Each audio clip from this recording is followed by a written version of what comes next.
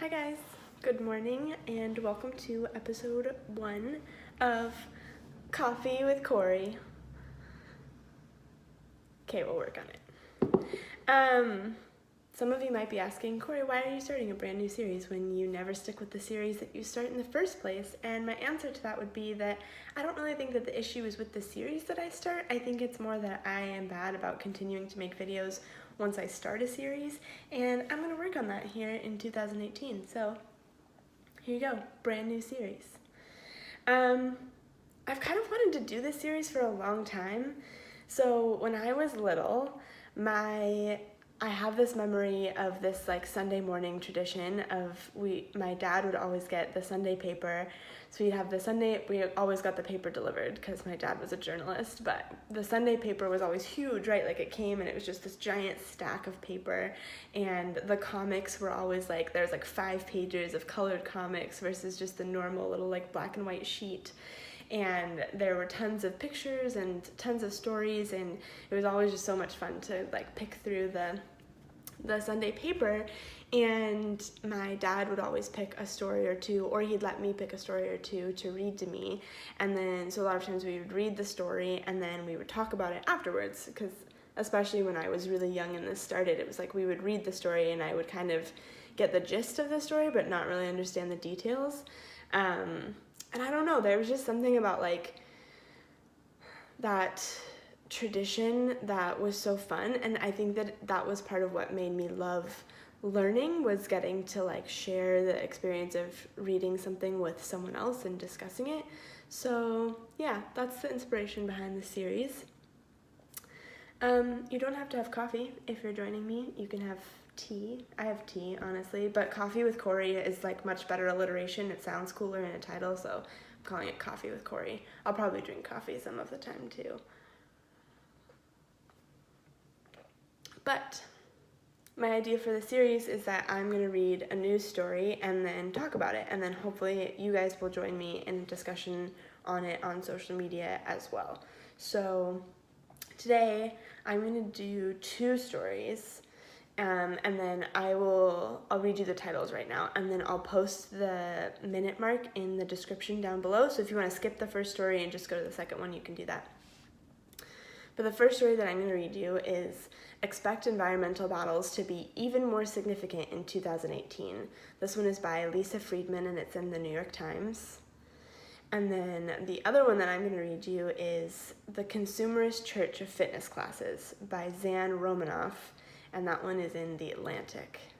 This one was actually published on December 4th, but it showed up in my Flipboard email today. If any of you really like reading magazines or news stories or anything like that, I can't recommend Flipboard enough. It's like my favorite app for reading because it's so customizable. But anyway, so this showed up in my kind of like weekend reading list for Flipboard, and it sounded interesting. So there you go. I'm going to do the Expect Environmental Battles story first because I think that the environment should probably take priority over anything else right now. So I'm going to read this one to you, and yeah, we'll see how it goes. Okay, Expect Environmental Battles to be Even More Significant in 2018 by Lisa Friedman. Washington. If 2017 was the Trump administration's year of grand pronouncements declaring an end to environmental regulations, 2018 will be the year of trying to finish what it started. Despite President Trump's proclamation in the Rose Garden that the United States will withdraw from the Paris Climate Agreement, the United States is still in the Paris Agreement. Despite a trip by Scott Pruitt, the head of the Environmental Protection Agency, to Kentucky coal country to announce an end to the Clean Power Plan rule curbing coal plant emissions, the Clean Power Plan still stands, and a host of other federal regulations, from controls on methane emissions to protection for wetlands, remain on the books despite executive orders declaring them void. The administration opened the new year by proposing to reverse a ban on offshore oil and gas drilling in most United States coastal waters, but environmentalists and proponents of deregulation alike say that they expect fewer high-profile announcements overall and more action in the courts, where both sides will fight over the future of deregulation. You may not see as many fireworks as there were in the past, but I think it's going to be an even more significant year, predicted Representative Rob Bishop, Republican of Utah and the chairman of the House Natural Resources Committee. Here are some things to look for in 2018. The Clean Power Plan isn't dead yet. Mr. Pruitt put forward a formal plan in October to eliminate the Clean Power Plan, the Obama-era regulation restricting emissions from new coal-fired power plants. But analysts say the road to getting rid of the regulation is still a long one. The public has a chance to weigh in on the effort until January 16th, but the EPA recently announced that new hearings would be held in San Francisco, Gillette, Wyoming, and Kansas City, Missouri. Sorry if I just butchered that town name. The dates have not been scheduled, but the meetings could push back the comment period and, by extension, progress the full repeal. The agency has indicated it plans to devise a new, narrower version of the regulation, yet so far all it has done is ask the public for thoughts on what a new rule should look like. They're nowhere near the end of the line on the Clean Power Plan, said David Doninger, director of the Climate and Clean Energy Program at the Natural Resources Defense Council. If the EPA kills the regulation before it moves forward with a replacement, Mr. Doninger said the agency could be vulnerable to lawsuits because under the Clean Air Act, it will still be obligated to address carbon dioxide. They have a long way to go to finish their rollback goals, Mr. Doninger said, and when they finish, we will see them in court. Scott H. Siegel, a lawyer with the firm Bracewell, who supports rolling back the Clean Power Plan, said replacing the rule, presumably with one that merely directs coal plants to enact efficiency measures, would allow utilities to plan ahead and would serve as a bulwark against frivolous litigation. How far is Pruitt willing to go?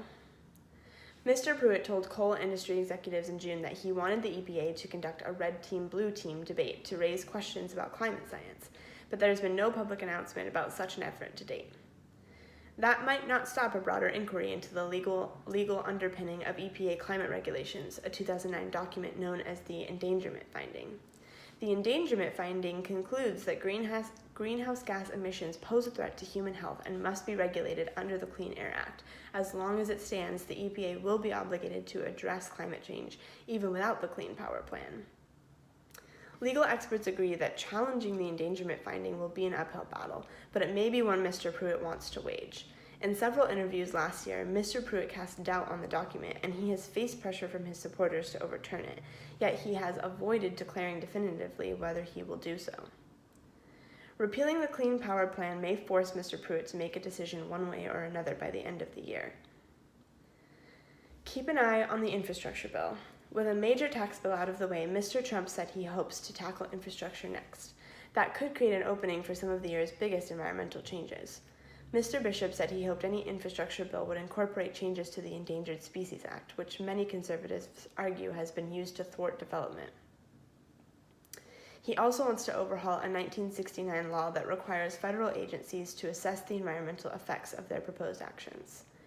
People have realized over and over again how that bill was supposed to be passed, so there is local input. New York Times, I don't think this is a sentence. People have realized over and over again how that bill that was supposed to be passed, so there is local input, is being used to stop progress. Okay, I think they're trying to say that people have realized over and over again that that bill was supposed to be passed, so there's local input being used to stop progress. The National Environmental, and he's saying this about the National Environmental Policy Act. He's previously introduced legislation that would make the endangered species law more friendly to landowners and industry. If there is a big infrastructure bill, we will try to put those all in a big package, Mr. Bishop said. If not, we will try to move them in pieces. Christy Goldfuss, wow, what a name. Christy Goldfuss, who led the White House Council on Environmental Quality in the Obama administration, said she expected a bruising battle.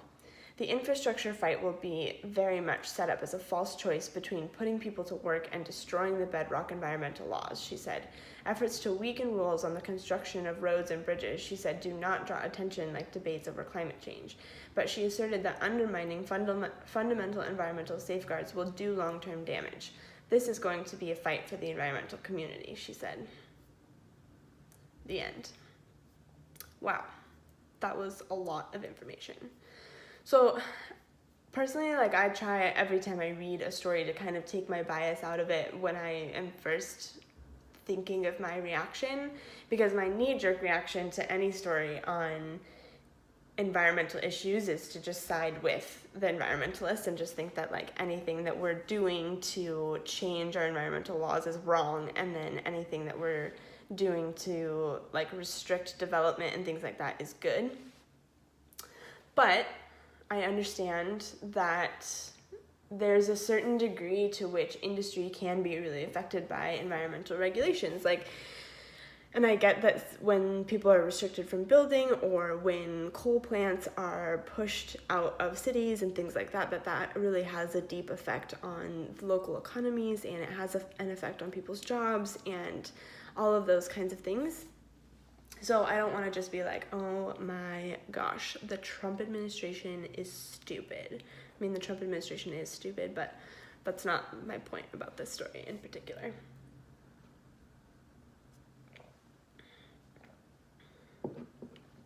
So, one thing that really frustrates me when talking about the environment is, I guess, like, I don't really, maybe this is just lack of knowledge on my part, but I don't really understand why the conversation is always like, either we're going to build more things and we're going to create jobs and we're going to have these amazing projects, and yeah, it might harm the environment a little or a lot, or we can eliminate people's jobs, we can ban any kind of development, and we can just stop changing the environment altogether.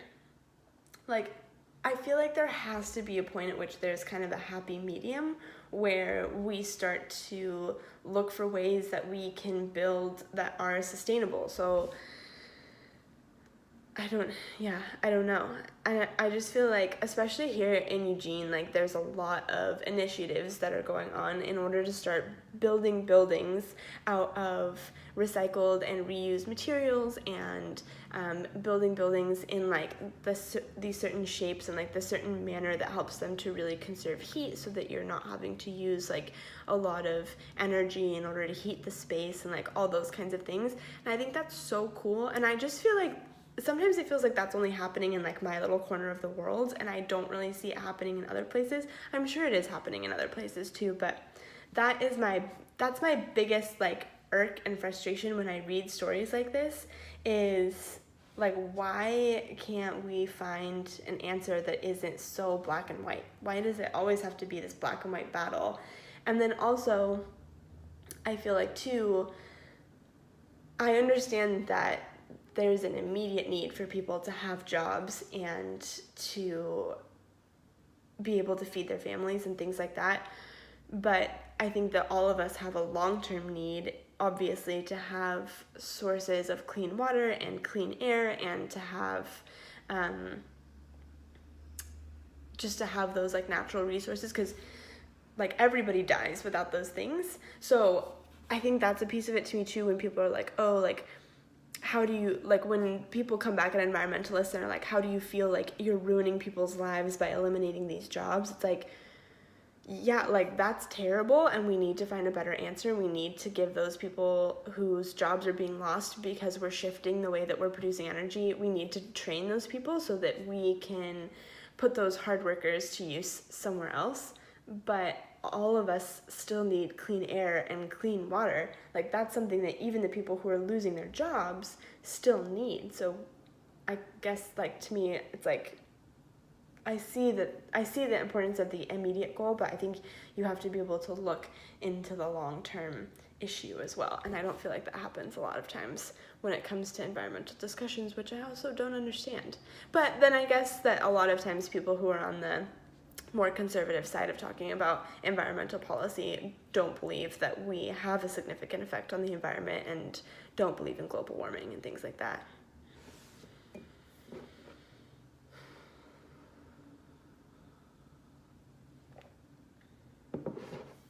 Okay, but to summarize, I don't know a lot about environmental policy, but almost all of the things that they talked about the Trump administration trying to change in this news story are things that I've heard of before, because they have been around for a long time and because they've been instrumental to protecting the environment.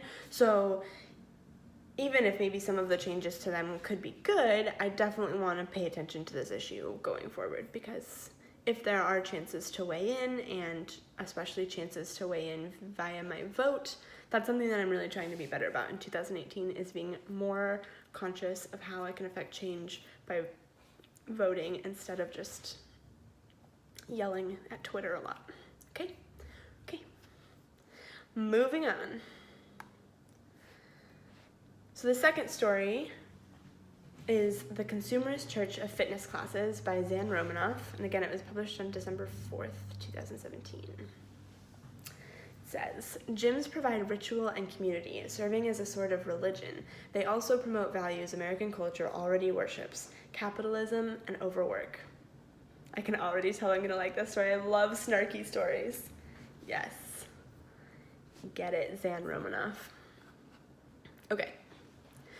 You pay regular tithe to support the community. In public, you wear symbols that identify you as one of the faithful. When you gather with other adherents, it's often in small, close rooms. Breathing gets heavy, bodies sweat. If anyone speaks, it is to moan or occasionally shout in triumph.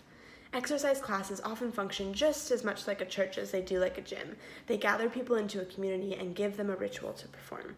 The comfort of clipping your shoes into a beloved SoulCycle bike or landing the first blow on your heavy bag at a boxing gym is not so far off from the reassurance of arriving at temple on a Friday. You know who will be leading the evening. You can anticipate the general contours of its energy. You know you will recognize familiar faces among the participating crowd. As Americans have moved away from organized religion, a 2015 Pew Center study found that 23% of the adult population identified as religiously unaffiliated, up from 16% in 2007. They have also moved toward new forms of community building, as well as new ways to seek mental clarity and spiritual experiences. The gym is a popular avenue for this kind of searching, in part because it mimics the form of traditional religious services. First of all, it creates community for us, a place where we can congregate to actively socialize. I think I figured out what people are really drawn to, and that's the community aspect of it, says Sam Rapinski, who owns an LA gym called Everybody, which aims to be diverse and inclusive. We're living in dark times. We're very segregated and separated from each other. We're cut off by technology. We don't connect with our bodies. We don't connect with each other. So if there's a space that encourages that on any level, people are so happy to be there. As Rapinski notes, beyond helping us meet like-minded people, exercise helps us ground ourselves in our bodies the same way that religious ritual can, with movements like crossing ourselves or bowing and kneeling.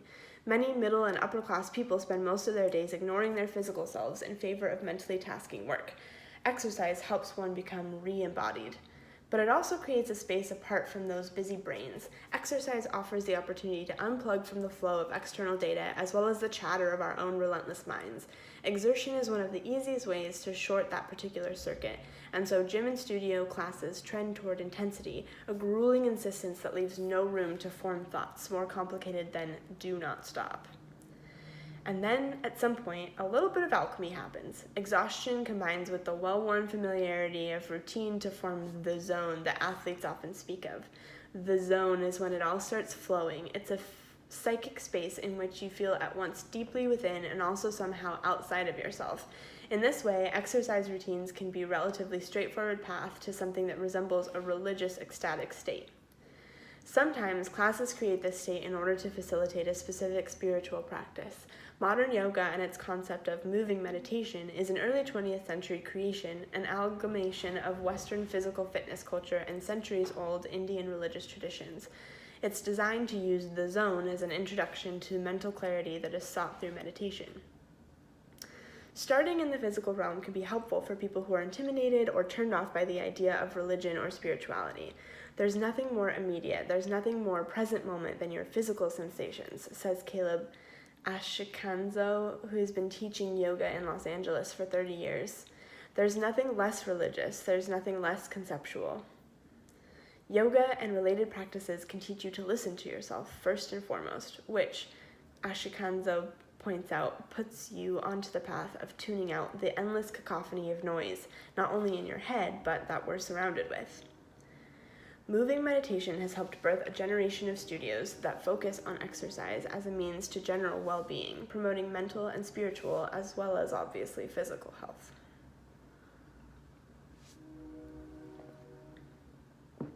SoulCycle, for instance, paints its room with mantras that immediately subsume new riders into a collective we that aspires to inspire by way of activities like finding freedom in our sprints.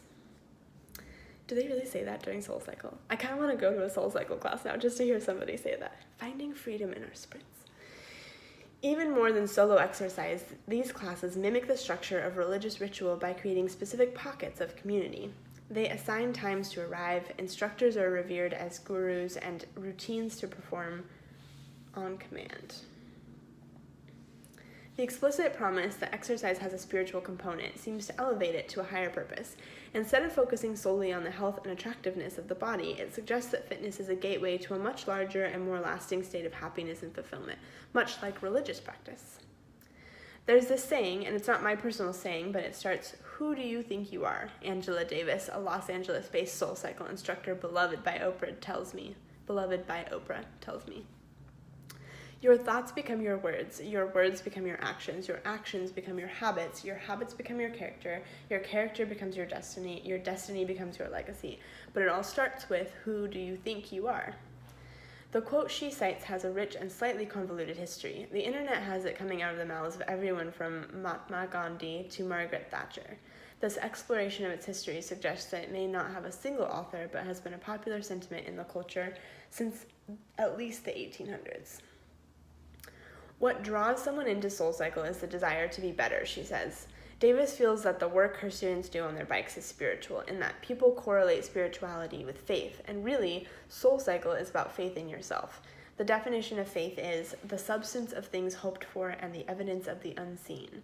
So if you haven't seen this higher expression of yourself, but you have faith and you believe that it's there, that's the key. Davis's definition of faith comes from the Bible, Hebrews chapter 11, verse 1. But she isn't interested in preaching a specifically Christian theology in her classes. Instead, she says she wants to create a moment that facilitates people literally embodying the highest self they envision, the one who isn't afraid to take on challenges and break new ground.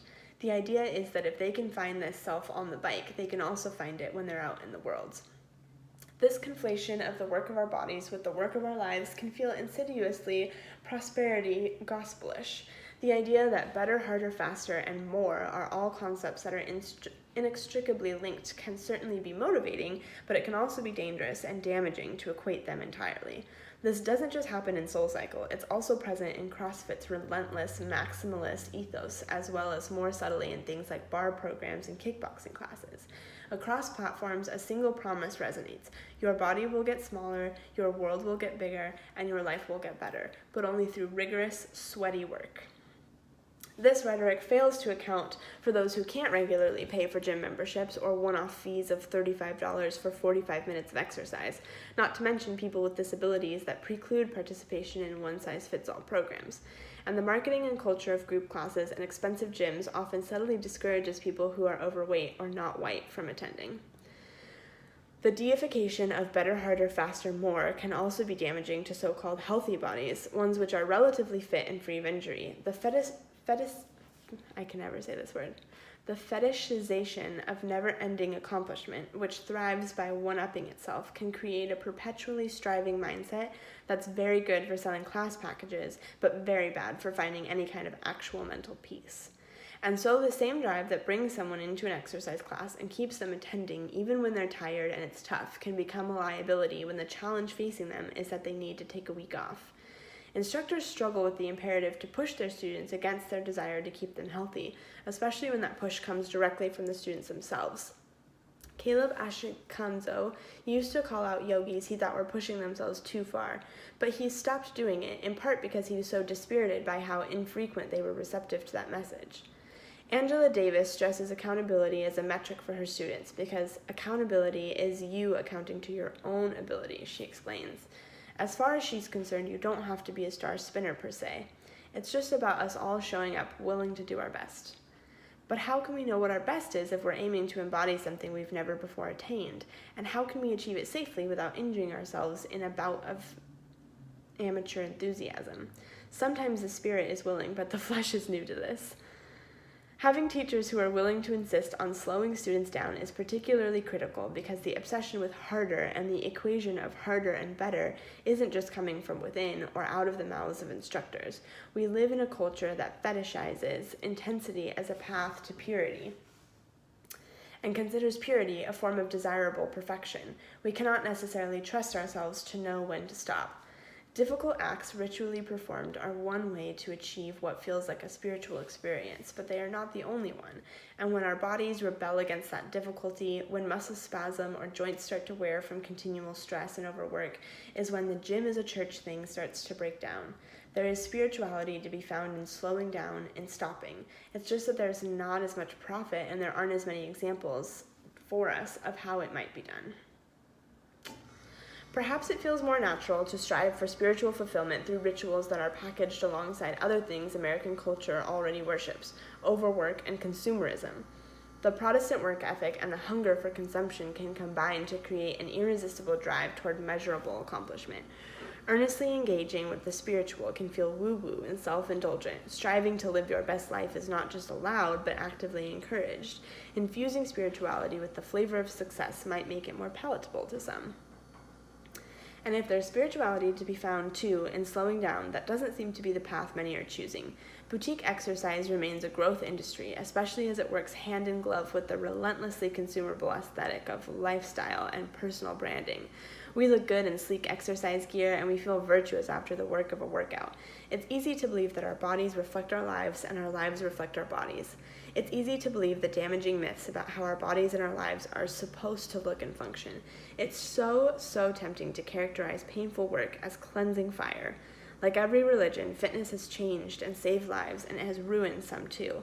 But that's not fun to think about, and it has no bearing on what it feels like when you're in it, when you're surrendering yourself to the straightforward imperative of the work. In that moment, your world narrows to your shoulders, your hamstrings, your lungs, and your heart. For a breath, the world seems brutally, beautifully simple. Damn.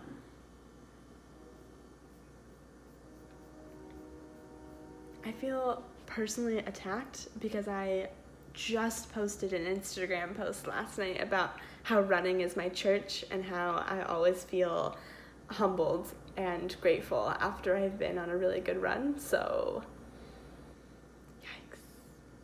I liked this article. I think that it was very well written, and I think it does a good job of like calling out the issues of the fitness industry, but then also talking about how like there's a positive side to the fitness industry as well.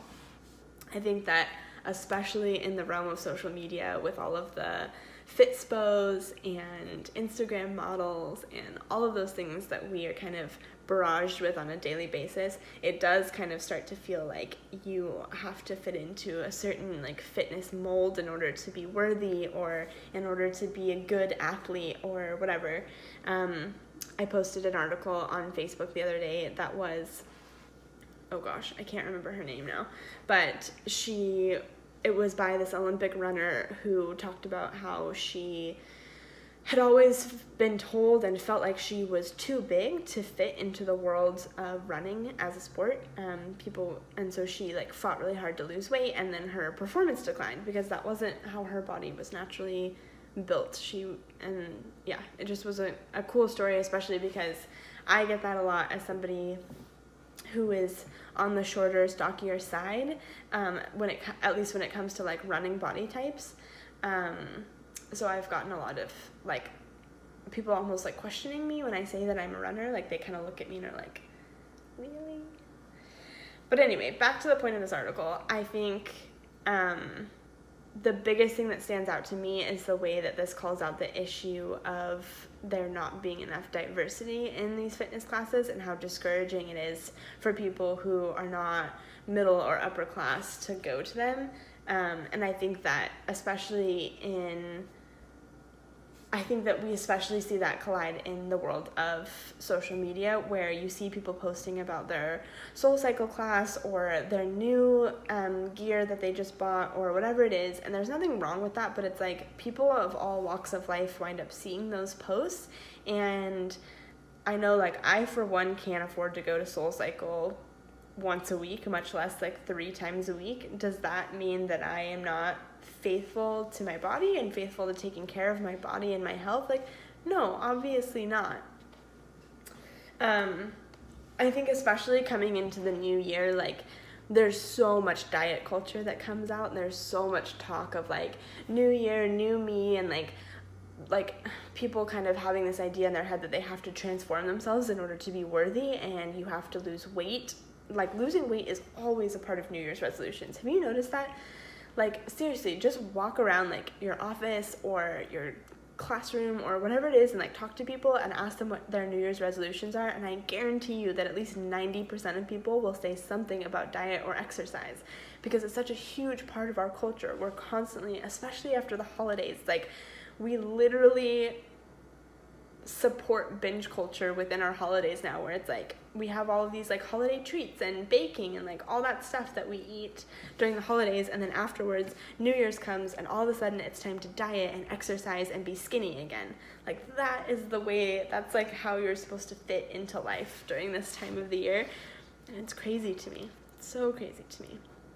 I don't think there's anything wrong with starting a fitness journey at the beginning of the year, and I don't think there's anything wrong with setting goals for yourself, but I do agree with this article in that a lot of times that gets tied into these kind of unhealthy concepts of having to be overworked in order for your exercise routine to be worthy, which I think is a load of bullshit. Like, if all you have time to do and if all you have the energy to do is go for a walk around your block at the end of the day, do that. There's nothing wrong with that, really. Yeah, I kind of just am in shock. I loved how snarky this article was, and then it was like, but then it was like honest at the same time, you know? And you could tell that the person writing it has like relates to that feeling of feeling like you're connected to something bigger and feeling like you are kind of having an out-of-body experience when you're working out. That's definitely something that I experience when I run, but I try really hard to be conscious of the fact that not everybody feels that way. I can remember one time, like, I was talking to this big group of girls while I was in college. We were all working on this group project, and I was talking about running, and these girls were like, I don't understand how you can go out and run 6 miles, like, that's so crazy. And I was like, being all like high and mighty, and I was like, you just have to like decide, like so much of running is mental. You just have to get your head in the game, and like sure, you have to make sure that your body is trained enough to handle like the stress of going on a longer run, but at the end of the day you have to just like put your mind to it and just go out and run. And one of the girls in the group was being like really quiet, and then at one point she was just kind of like, yeah, I really wish that I could do that, because everybody talks about how good it feels, but I have asthma and like I can't, like I physically cannot go out and run 6 miles.